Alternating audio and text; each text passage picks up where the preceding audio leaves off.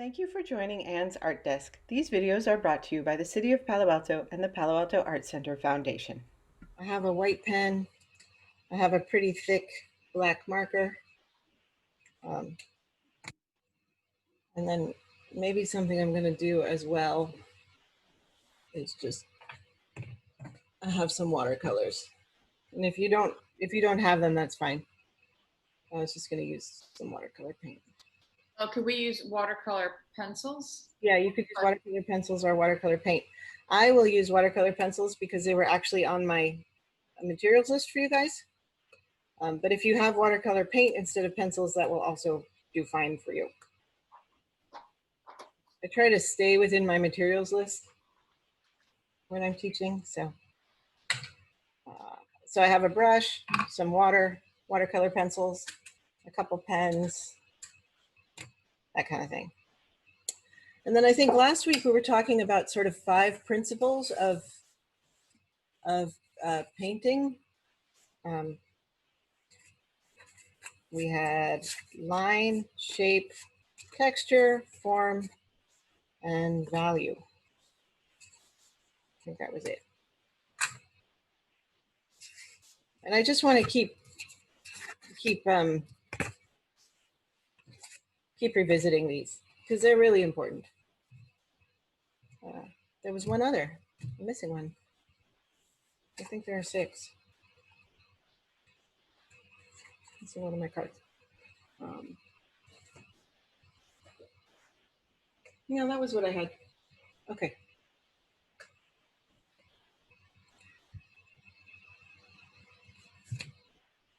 Oh, color. Of course I had another one. There we go. All right, are we all here? Everybody have what they need? Shall we begin? Let's see, how many people are here? Okay. Hi guys, did you have a good week? I'm essentially sound checking, so you can just say things. You can have your mic on if you want, if there's not a lot of background noise where you are, and sort of speak spontaneously. We're a small enough class, that's fine. I'm here. Okay, great. So this week is sort of about, last week we did a lot about line, and this week, even though value and shape are kind of next, I was feeling like it would be a nice day to have a lot of fun. So I was going to talk a bit about color. We can talk about value and form next week. Actually, color and value go together. So maybe what we're going to talk about today is color and value.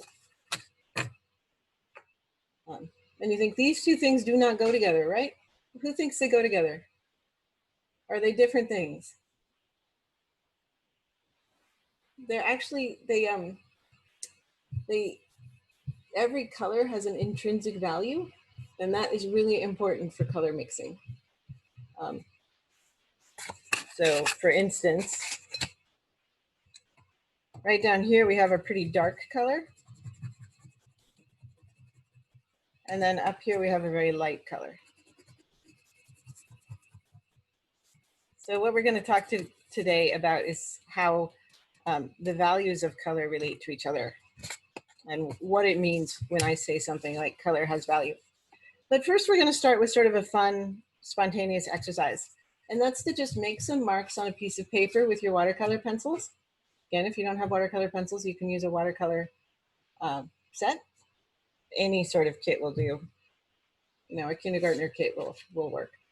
And then what I'm suggesting you do is make something with something that we call analogous colors. So here I've used reds, oranges, and yellows because those are analogous. That means they're next to each other on a color wheel. Let me change it up and do something like yellow, green, and blue. So I'm on the other side of the color wheel. And once again, we have kind of a dark. And you can make any sort of marks you want. One of the things about watercolor pencils is it takes a bit to put stuff on the paper. I don't have a color wheel in front of me to know what colors are next to each other. Good point. I have one. One of my favorite painting books. So you want us to pick 3 colors that are near each other in the color wheel? Yeah, yeah, near each other, not opposite. There's a color wheel. This is the color mixing stuff. So, you know, like yellow, blue, these, or these. So red to yellow, red to blue, blue to yellow, purple to green, whatever is next to each other in the color wheel. Correct. Thank you. Um,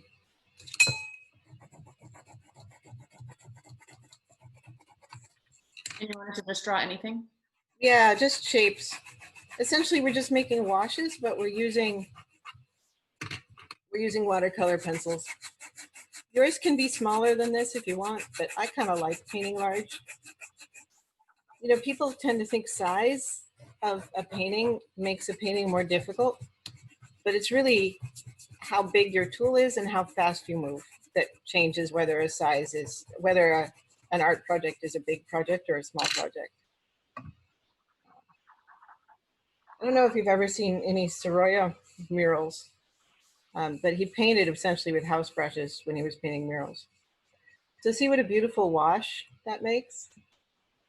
And I'm actually trying to do a wash.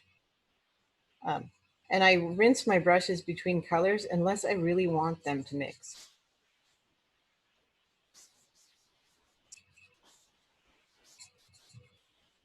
Here I'm going to have them mix.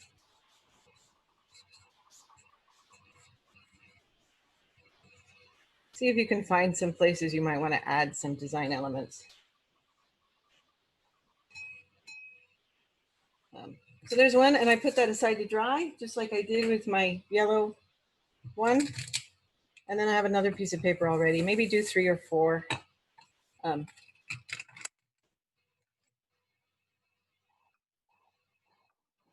now I need, what else can I do? I wonder if I can do like brown, red, and yellow. So one of them is more neutral.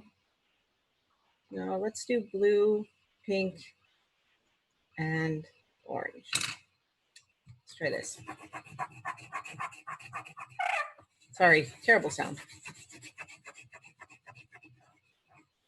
Something that's happening is I'm using these colored pencils so hard that they're very quickly running out of lead. You can also do something that's sort of more linear. It doesn't have to be shaded in. You could use a lot more white space like we talked about last week. So instead of mostly color, it's mostly white space.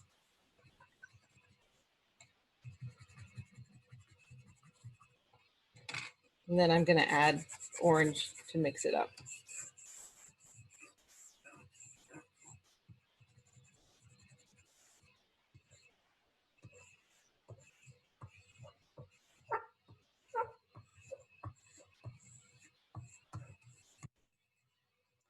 And then some water.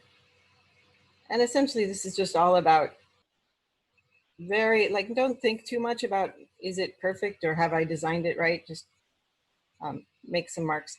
You do want to think about the whole, how many, what sort of ratio do I have? And just sort of stay away from midpoints.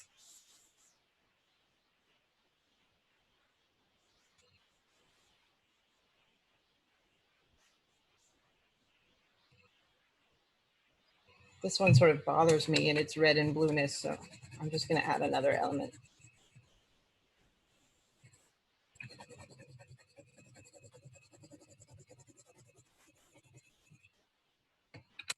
And then I'll set that one aside too. Maybe I'll do one more while you guys are working.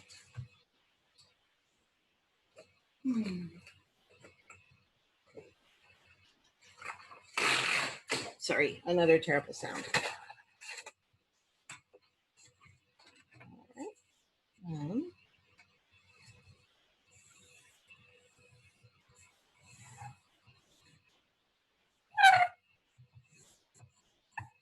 So I make a frame just so that I have something to frame if I want to frame it, because you need that outside area.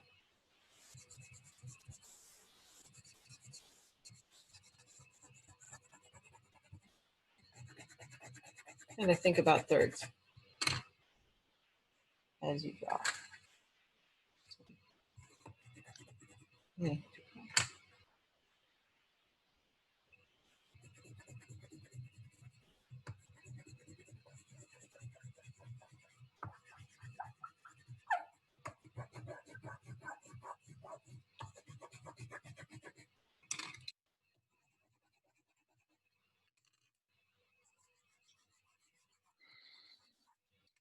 Then I take my brush and I do a little bit of coloring in, essentially.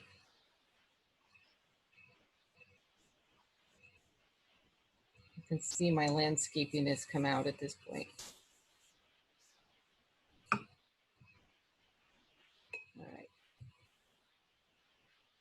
You guys all have 1, 2, or 3 of these? Yeah. Okay.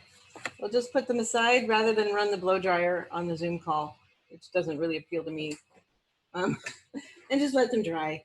They'll be dry in a few minutes. And if you have bits of them that are super puddly, you may consider using, let me bring one back into shape, using a paper towel to like just mop the puddles. And the paper towel may make a mark, but that may be a good thing. So we'll come back to them in a few minutes. Mine is more solid shapes. Is it supposed to be a certain way or not certain way? I don't know. No, it's supposed to be the way that feels good to you. Okay. And because abstraction is difficult to find your own voice, it may take you a while to discover what things actually look like you did them. You may do a lot of things that you think that doesn't look right. And abstraction that people do is so varied, it's hard to know where your voice is. Kind of one of the best ways to find it is to do stuff like this, where you just make shapes that feel good to you, or use colors that feel nice. Or the other thing you can do is just look at all the abstract art you can and think, do I like this or do I like that? In general, in art, people start worrying very quickly about whether they're imitating somebody else's art. But imitating other people's art is absolutely fine, because your own creativity will reassert itself incredibly quickly. Even if you forge a Rothko, 3 paintings into forging Rothkos, you'll be making your own paintings. You will no longer be making Rothkos, because you'll start having your own ideas about color fields and color harmonies as soon as you start thinking about it for yourself. So I always tell people forging is a wonderful exercise.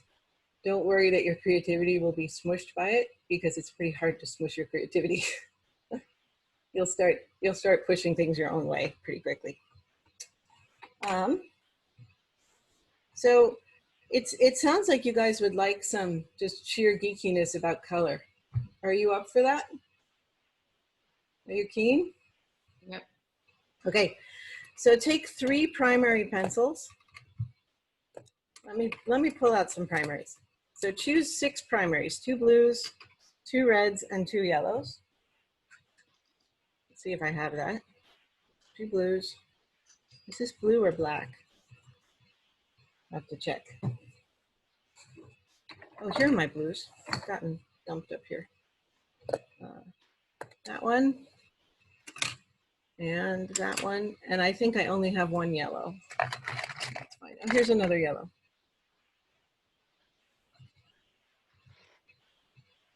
And it's a watercolor pencil, so hooray. Always, if you're using watercolor pencils and you mean to get them wet, always check that they really are watercolor pencils. Because it can be pretty disappointing to not be able to dissolve something you meant to.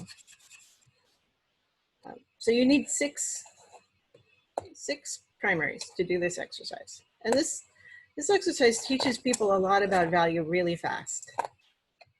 So 2 blues, 2 yellows, and 2 reds.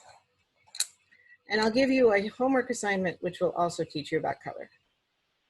And it's literally a printable. You can either reproduce it by hand on a nice piece of paper, or you can print it on a nice piece of paper, or you can print it on copy paper. It'll all work fine. So I'll post that. I'm going to make a posting list.